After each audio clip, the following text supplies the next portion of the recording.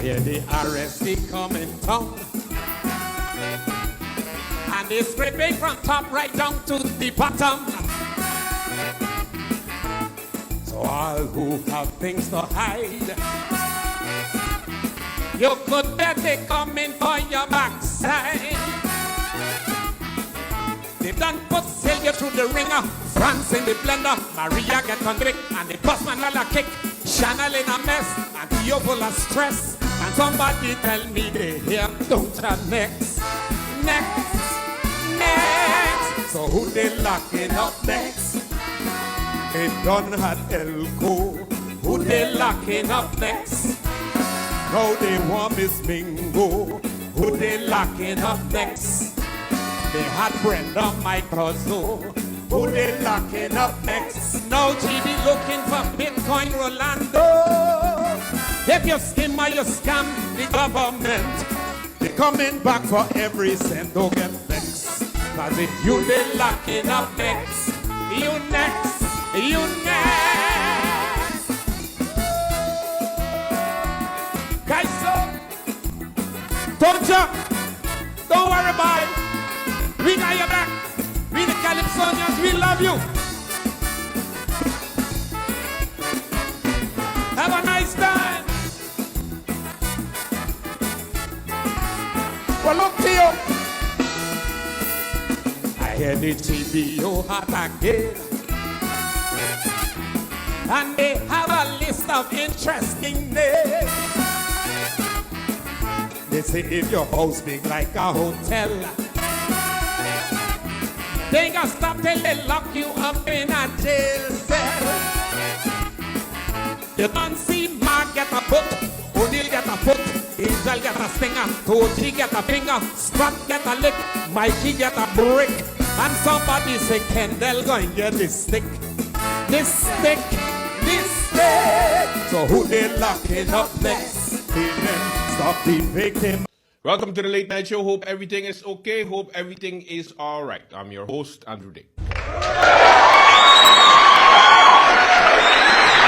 All right, kids. All right, kids. All right. I know that the only reason why you watch me today is because you want to know what's going on. That's okay. Let me give you the latest information. Of course, if you didn't know, that means you're living under a rock. Member of Parliament, Christopher EMMANUEL, has been arrested.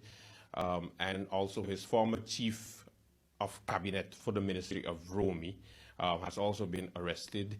MR. No, I'm not giving her name because she's not a politician, people. Have some respect.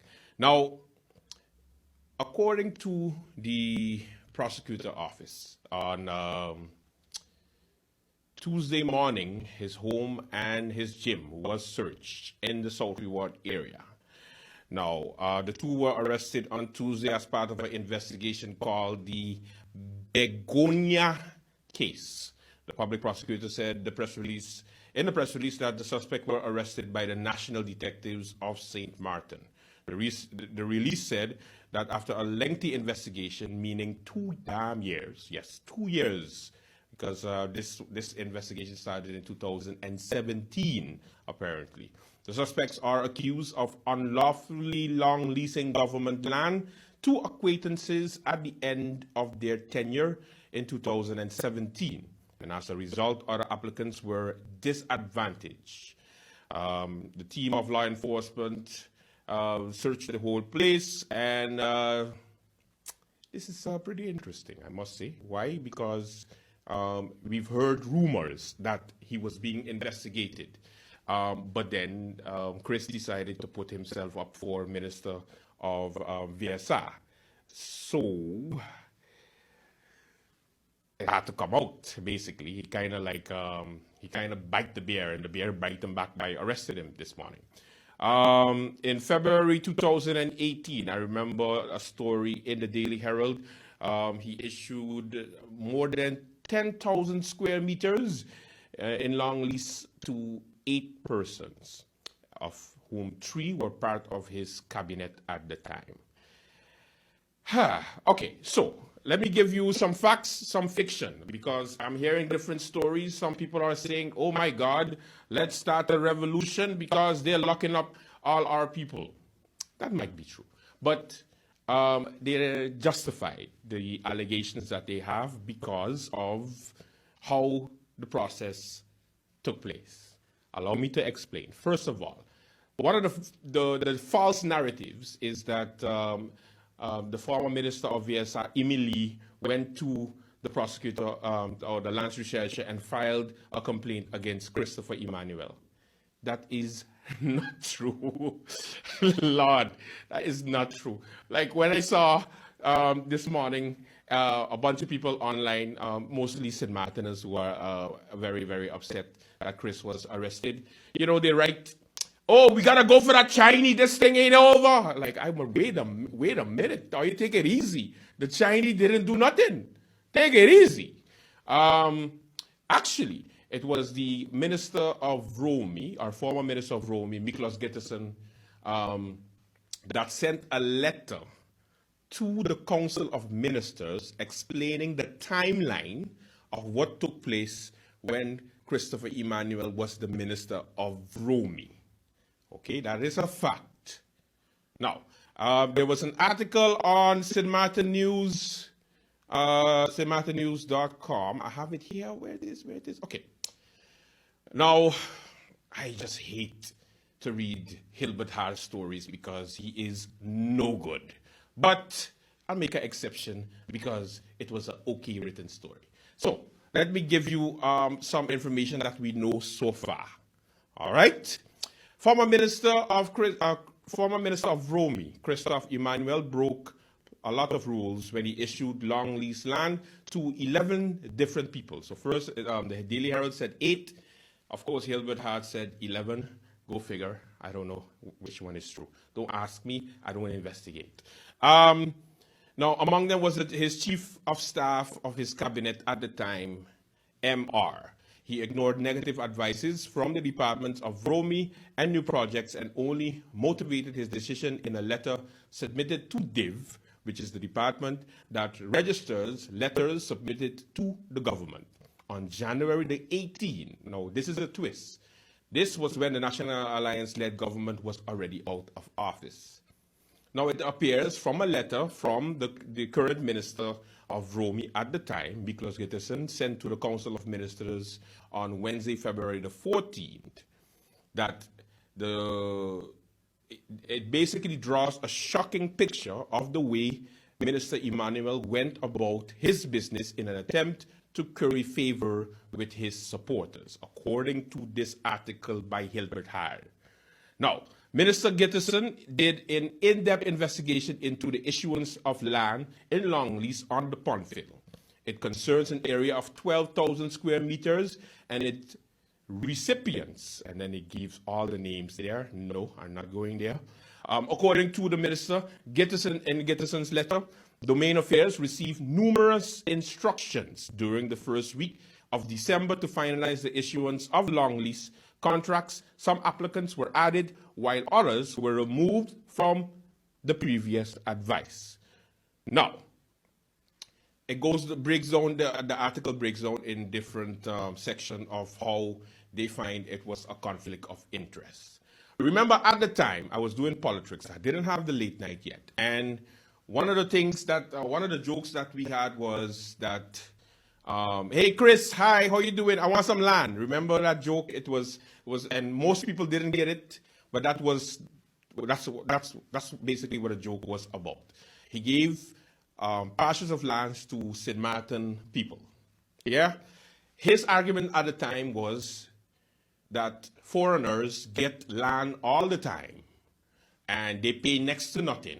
It's time for St. Martin to reclaim back its land, or for young professionals or St. Martin persons to get land because that's what they're entitled to. Right? Okay. That was his argument. But the procedure to give the land out at the time was not done 100%. So, people are a bit miffed about it. They have mixed feelings. On one side, they're saying, okay, Andrew, it's time for St. Martin people to stand up and we need our own land. We're tired of renting. We need to build our own houses. We need our own businesses. He didn't do nothing wrong. He is for the St. Martin people. Give him a crown, on one side. On the other side, some people are saying, hey, wait a minute. Why wasn't I allotted a chance to also qualify for the land? Why didn't I have a chance? I from St. Martin. I born here. How come I didn't get the opportunity to apply for long lease government land? Why they? Why do they have a connection? But what? He only give it to people who support him? But what the hell? You know, so you see, everybody has mixed feelings about it. Some, the proud St. Martiner, is saying, yeah, somebody's standing up for us finally. For years, they've been raping our land and giving it away to foreigners. And on the other side, you have the rules is the rules, Chris. You needed to follow the rules in order to give the people the land properly. It's a mixture of emotions, and I am not going to make it up for you because I just don't know where this one falls. And you probably don't want to give me, it's got a fly in here, sorry. You don't want me to give you my opinion about it because it doesn't matter what I think, okay? For now, he is in custody along with his former chief of cabinet. And yeah, it's unfortunate that it happened just a couple of weeks before postulation, just a couple of weeks before the parliamentary elections. So again, it looks like the Dutch is targeting our politicians, specifically our sitting members of parliament. So now, do we just throw Chris into the basket of corrupted politicians and then we move on to the next one? Because whatever his reason might be, he would have to have his day in court. The prosecutor well knows that he's not going to bring Chris to court before elections in January. So you pick him up, it goes everywhere, it goes viral, and now he's going to come out, and then he has to explain everywhere he goes the reason for him getting picked up. And don't worry, they're trying to keep us down, but vote for me. It's a toss-up, everybody. And I think that we have to stay focused on what is at stake. And what is at stake? Steak. I'm hungry. Sorry. What is at stake? Well, is the Dutch coming to take over or not? But keep alive. Stay woke. Stay awake. Pay attention. Don't get distracted by flares and all kind of distractions. You can read. You could comprehend. We have no problem.